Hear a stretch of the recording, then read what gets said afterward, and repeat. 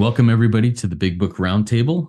We're happy to be here. I'm sitting here with David G. and Nikki M. and just so grateful to have you join with us as we run through the Big Book of Alcoholics Anonymous and go into take a deeper dive into the history, into the background, into what's meaningful in this amazing book that is a guide for living. Anyways, like I said, like I'm going to say now, I'm Justin. I am the son of an all-powerful, all-loving God and a recovering addict of multiple addictions, and grateful to be living in the miracle of one day at a time recovery. And I'm joined here by David G. and Nikki M. Nikki, why don't you take a second, introduce yourself? Hi, I'm Nikki M., and I'm a grateful member of many fellowships. And, just today is just a great day seeing you too. And I'm really excited to dive into this page today. Thank you. Thanks, Nikki. Welcome. Happy to have you here. David, you're up. Absolutely. Thank you, everybody. And thank you, Justin, Nikki. So good to see you. I'm David G. from Oklahoma. I'm an alcoholic addict of many sorts. Really, really grateful to be at the round table today. Thank you for having me. Thank you, David. And in case anybody out there is interested in contacting Nikki or David or myself, send an email to reco12pod@gmail.com, reco12pod@gmail.com, and I can get you connected with one of us. And if you're interested in some of the things we're doing, whether it be the RICO 12 projects, whether it be things that Nikki's doing in her recovery that she's got going, whether it be things that David's doing in his recovery, let us know. We've got some of those links in the show notes of the podcast, but we're happy to share these different experiences and different, approaches of doing the same work. It's a really cool thing. We come from the same place and we do the same thing, but we get to see it from different angles depending on how we do this. And it's so neat. Anyways, today we are going to continue reading from the chapter, There is a Solution, from the Big Book of Alcoholics Anonymous. We're going to be on page 21, starting at the first full paragraph on page 21 and reading through the through the end of the first paragraph on page 22. And we're going to be talking a little bit more. In our last episode, we talked about type 1 and type 2 alcoholics. Today, we're going to dive deep into type 3 alcoholic as we read here, and we'll be discussing this and giving some insight and takeaways from it. So let's get into the reading right now. Page 21. Go ahead and get your big book out. Get ready to highlight and to mark it up and to learn something and start applying it. Don't just learn it. Put it into action. All right, here we go. But what about the real alcoholic? He may start off as a moderate drinker. He may or may not become a continuous hard drinker. But at some stage of his drinking career, he begins to lose all control of his liquor consumption once he starts to drink. Here is the fellow who has been puzzling you, especially in his lack of control. He does absurd, incredible, tragic things while drinking. He is a real Dr. Jekyll and Mr. Hyde. He is seldom mildly intoxicated. He is always more or less insanely drunk. His disposition while drinking resembles his normal nature, but little. He may be one of the finest fellows in the world. Yet let him drink for a day and he frequently becomes disgustingly and even dangerously antisocial. He has a positive genius for getting tight at exactly the wrong moment, particularly when some important decision must be made or engagement kept. He is often perfectly sensible and well-balanced concerning everything except liquor. But in that respect, he is incredibly dishonest and selfish. He often possesses special abilities, skills, and aptitudes, and has a promising career ahead of him. He uses his gifts to build up a bright outlook for his family and himself, and then pulls the structure down on his head by a senseless series of sprees. He is the fellow who goes to bed so intoxicated he ought to sleep the clock around. Yet early next morning he searches madly for the bottle he misplaced the night before. If he can afford it, he may have liquor concealed all over his house to be certain no one gets his entire supply away from him to throw down the waste pipe. As matters grow worse, he begins to use a combination of high-powered sedative and liquor to quiet his nerves so he can go to work. He then comes home. Then comes the day when he simply cannot make it and gets drunk all over again. Perhaps he goes to a doctor who gives him morphine or some sedative with which to taper off. Then he begins to appear at hospitals and sanitariums. So this is where we're going to stop. We've got a lot more about the type 3 alcoholic, but I want to dig in here about this here. So Nikki, tell us a little bit about some of the things that you take away from this type 3 alcoholic that we just read about. Well, so much. To be honest, as you were reading, it was like, this is still me sometimes. I'm still the Dr. Jekyll, Mr. Hyde. But let's start. I'm sorry, I was like crying as you were reading it, because it's like, I still can be, disgustingly dangerous with my thoughts. But let's get to the very top where we started. But what about the real addict? She starts off as a moderate thinker. I'll get over him. I'll get under him to get over him. I'll get under someone to get over him. That's me. We'll talk about my sex and love addiction, because I got a lot of other ones. And it says, she may or may not become a continuous hard drinker. Me, I didn't even notice. I'm like, I'll make a baby with you. And when I don't think you're good, I'll throw you out and start over with somebody else. But at some point, at some stage of my thinking career, I begin to lose all control of my thinking consumption. Once I start to think, it starts out where no one likes me, and it's like, oh, go piss off. I don't care. I'll find some new friends. Now it's like, no one likes me. I should die. That's what it looks like for those people. And why do I take it through thinking? Because I had a sponsee, Justin and David, and she had nothing. She was that sweet little codependent I met. And this was her. Once she started to think, she could not move. Paralyzed anxiety, fear, whatever you want to call it. And that's how I discovered taking people right for their thinking. Once you start, you can't stop. But and this is me. I'm the type 3 in so many addictions. And other ones, little things, I can take it or leave it. It's so cunning, baffling, and all powerful, this disease. But I lose control once I start. I can't stop.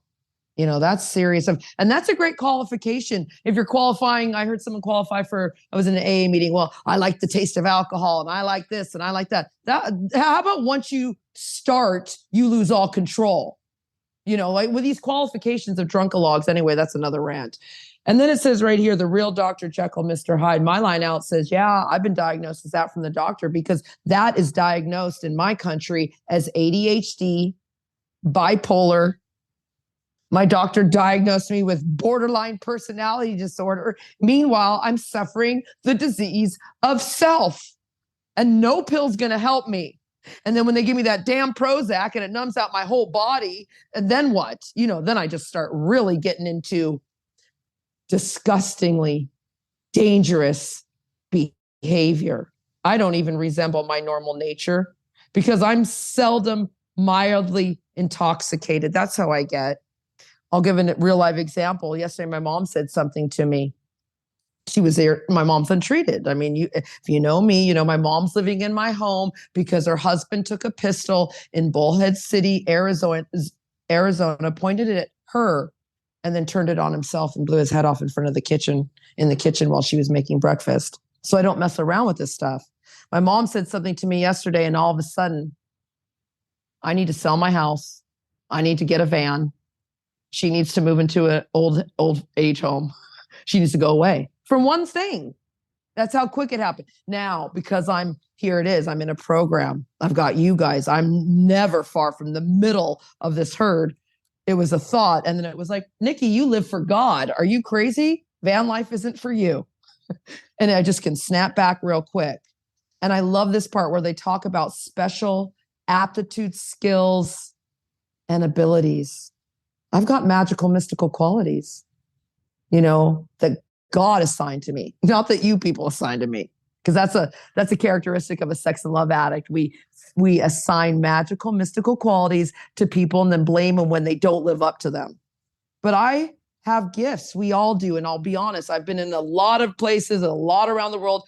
We are all intelligent people, and addicts, alcoholics are the smartest people I know. We all have promising, not just careers, lives ahead of us, but we burn it into the ground. And on page 22, when it talks about concealing liquor all over the house, okay, I love this one. Sex addicts out there, real loud. Are you hearing me? And love addicts. I keep everyone's old number just in case. I'm friends with all my old boyfriends. I'm hiding liquor. No, I'm hiding men just in case all over my world. I can't delete that person. I just in case. So cunning. I love this. And as matters grow worse, because I'm in the grip of a progressive illness, you know, and then what happens? I just do it all over again. And mine gets real progressive real quick and real rapid. I start acting insane. And I love David G's story because I just love that. It's like sober and you're losing your mind. So that's what I've got from that. I mean, I kind of skipped all over the place because once those tears start and I get all weird and I start drifting out, I get, but I'm just so grateful. And my little line out says, I'm in the grip of a progressive illness. The day comes, I cannot make it. I'm powerless and I do it all over again.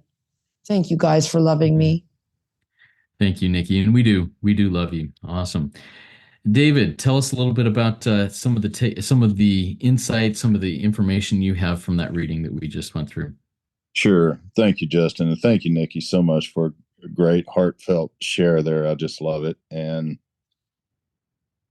what about the real alcoholic? Yeah. What about him? I mean, who really cares, right? Well, when you're dying, that's a real question. What about him? He may start off. Well, he may not. He may, but he may. He may or may not become a continuous hard. Hell, he may skip those stages. He may not. He may, from his very first day he drinks or drugs or whatever it is, go straight to this place. I know people all the time who miss being a moderate drinker, who miss being a hard drinker, and they're in full-blown addiction fast. And that's what it's saying. But I think Nikki really touched on this. At some stage of our drinking career, he begins to lose all control of his liquor consumption or whatever consumption it may be. And the key word here is once. Once he starts to drink.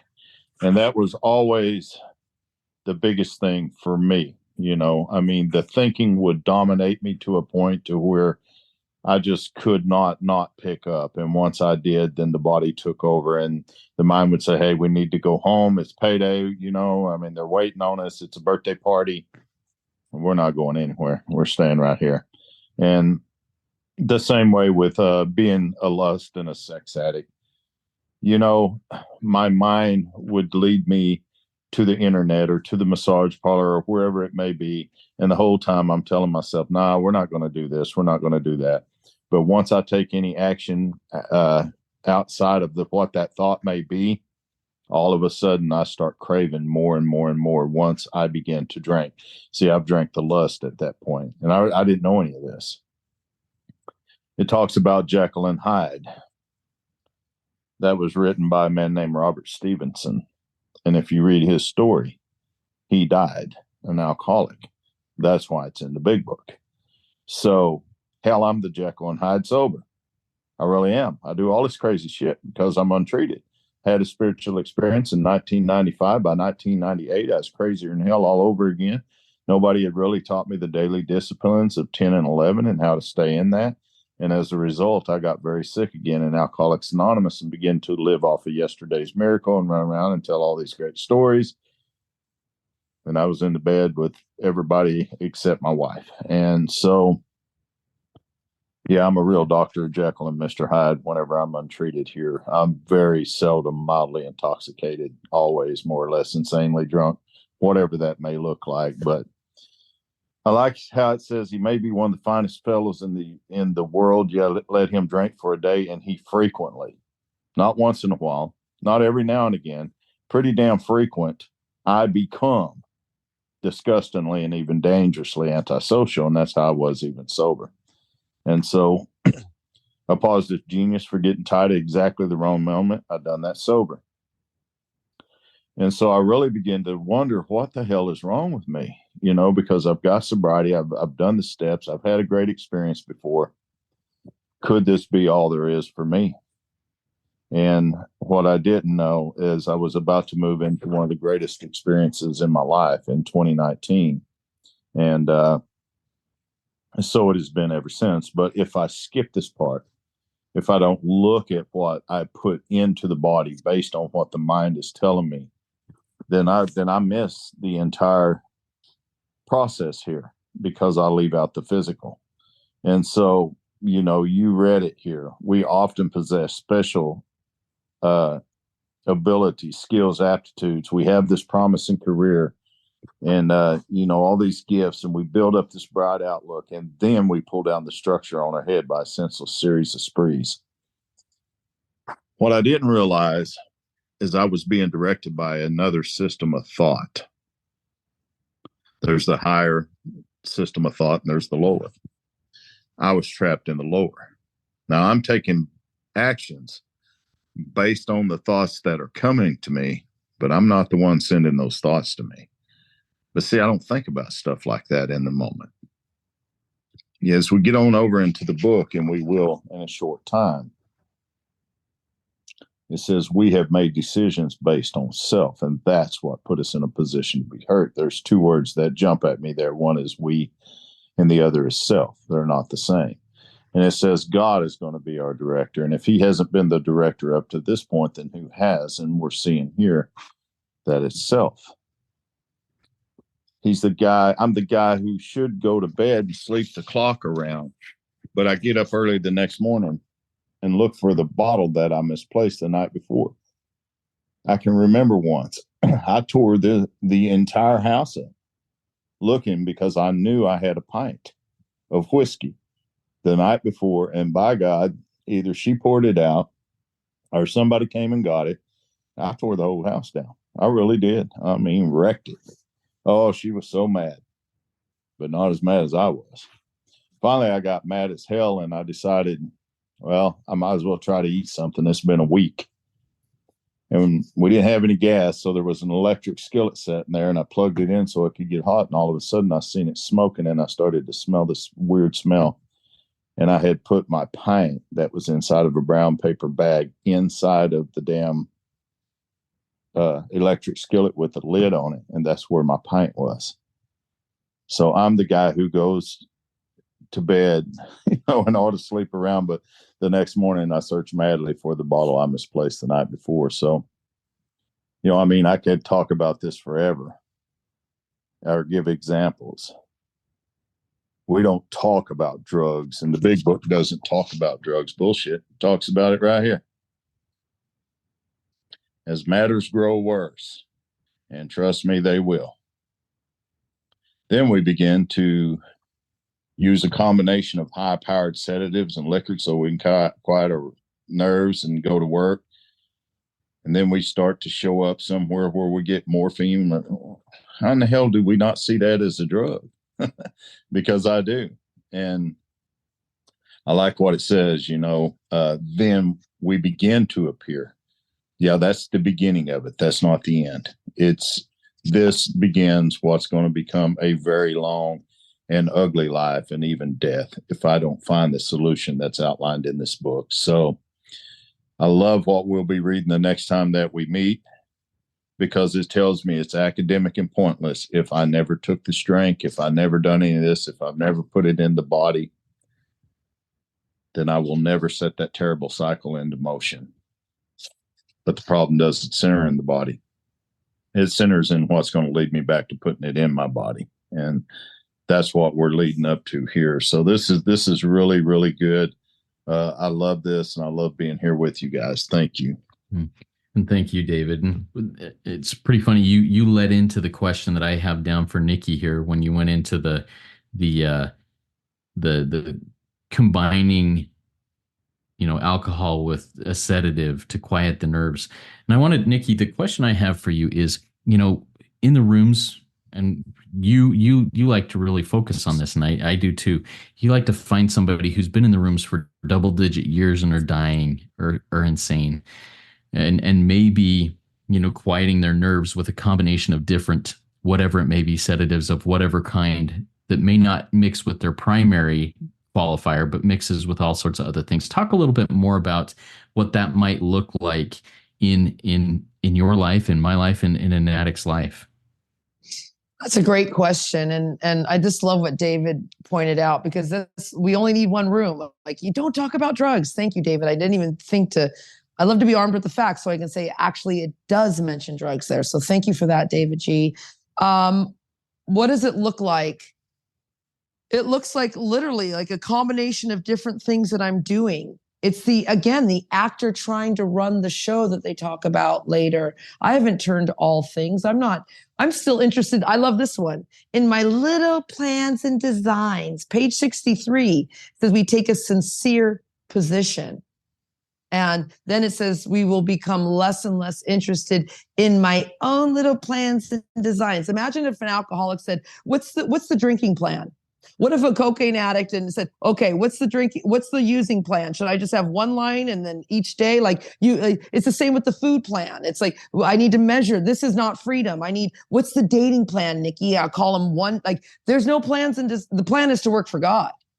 So when you're mixing a bunch of things, it doesn't work. You can't mix anything.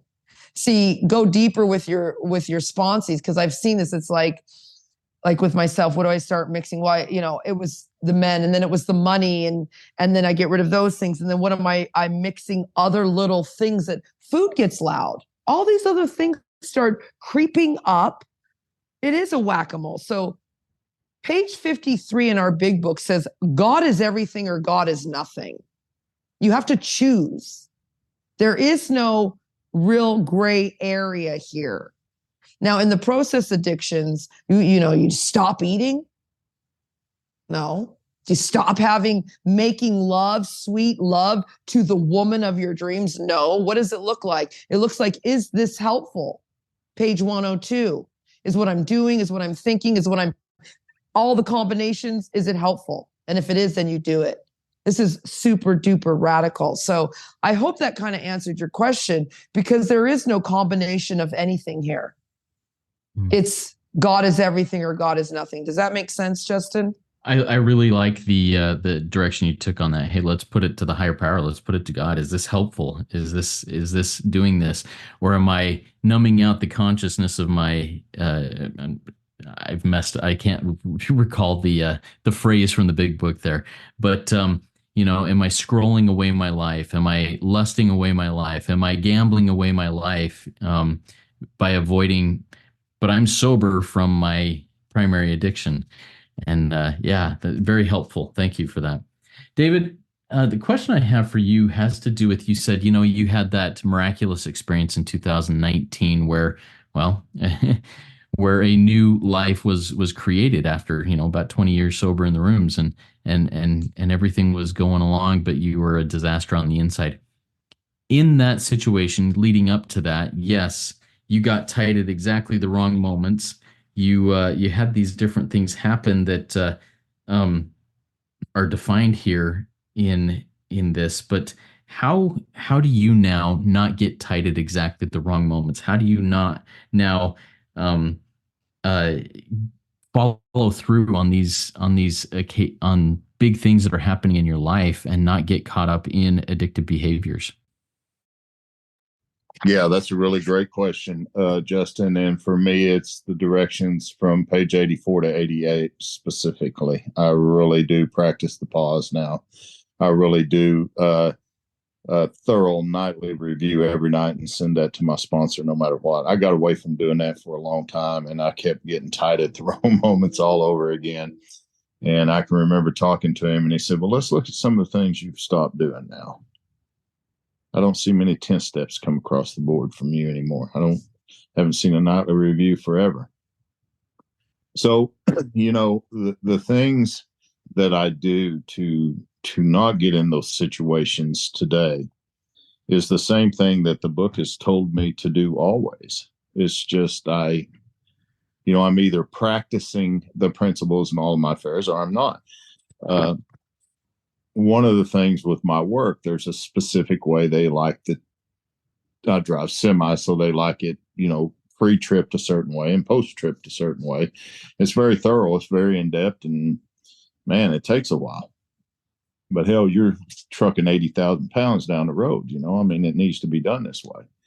And I had kind of stopped doing that, just half-assing it or whatever. And I remember talking with my sponsor, and he said, "So we practice these principles in how many of our affairs?" It's like, damn it. And so from that day to this, I've never missed doing that, no matter whether it's cold out, rain out, whatever. I do it. And so that's the only way I've ever found to stay spiritually healthy, because I had a situation come up just a couple of days ago that normally would have put me in a really tight spot, and I would have reacted much differently than I did. But as a result of that, I was able to let that person go. You're toxic for me, and I don't need you to be around me. And that's just the way it is. And people say in the rooms all the time, no, we got to hang around. No, we don't. If you're toxic for me, you got to go. And I don't have to get tight. I don't have to bully you and threaten you and beat you down or whatever it is. I'll just let you go. And so I've learned, through experience and a lot of hardship that, some things are good for me, some aren't. And it's okay to let people go that are not good for you. And it just is. So, and I can't help everybody today. That's one thing that I come to understand in these last 4 years. Used to, it didn't matter who it was. I'm going to help you no matter what, no matter whether you want it or not. I'm going to do it. I'm not that way anymore. I'm just not. There's some things that I'm not qualified to do. And you know what? I'm okay to say that today. And then, the same way with sponsees that I take through this work, man, I will jump through hoops for your recovery, but I will never work any harder for it than you do.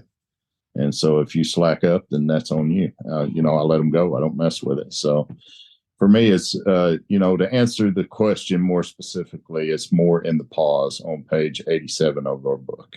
Now, I like what Nikki says. It says, be quick to see where religious people are right.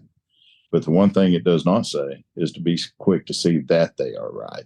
There's a big difference in the way that that's worded. I make very good use of what they offer because it helps me not to get tight. Do I agree with all of it? No, I don't have to. That's okay. So anyway, thank you for allowing me to be here. I just love being here with you guys. And thanks again. Thank you. Man, so much good stuff there. Thank you so much, David. I appreciate it. We'll just do a real quick takeaway from each of you. Nikki, what's a takeaway from our conversation we've had in this conversation from our conversation in this episode that is sticking out at you? Well, I'm reminded, of course, that I'm not alone. That's number one, that this is where I'm home. But the takeaway from where we read today is that then comes the day, and I won't be able to make it. So I need to remember that I need this book. I need you guys. I always feel great after I get off here. It's like I just feel pumped up high on this energy, this frequency, all this good stuff. And I want to remember that when the day comes and I can't make it, that I have special abilities. I have special gifts. I have special skills and aptitudes. I am an intelligent agent, spearhead of God's ever-advancing creation. Thank you for this reminder, you guys. Thank you, Nick, for that reminder. David, what's a takeaway for you? Well, thank you, Justin. Thank you, Nikki. I love how she says ever-advancing creation, because if it's ever-advancing, it can be never-ending. And that was always a very, very enlightened, part of the book. When I read that, I thought, wow, if it's ever-advancing, it can be never-ending. Pretty cool, huh? My takeaway, is, guys, we've been talking about this physical allergy for weeks and weeks and weeks and weeks. We're fixing to dive into what the real problem really is. But what I take away from this is never doubt the physical part of our illness, because that's the part that will kill us. It is. The mind may lead us to it, but the body will hold us hostage for a long time to come, as matters grow worse. And they have, and they will, if we don't remain spiritually fit. So what I take away from all of these episodes is what you guys always say. I'm the child of a loving God, and that's what's going to save me here. So thank you. Thank you, David. My takeaway is the practice these principles in how many of my affairs? All of them. And I'm reflecting here on, I'm questioning myself. Am I really all in? Am I really in all of my affairs practicing these principles, or am I holding back on a couple of places that I think I still got that? I got that. And that'll lead me into trouble. But everybody, man, these conversations are helpful to me if no one else. But thank you all for being here, for listening in. Keep coming back, sit all the way down, come all the way in, and practice these principles in all of your affairs because it works and you're worth it.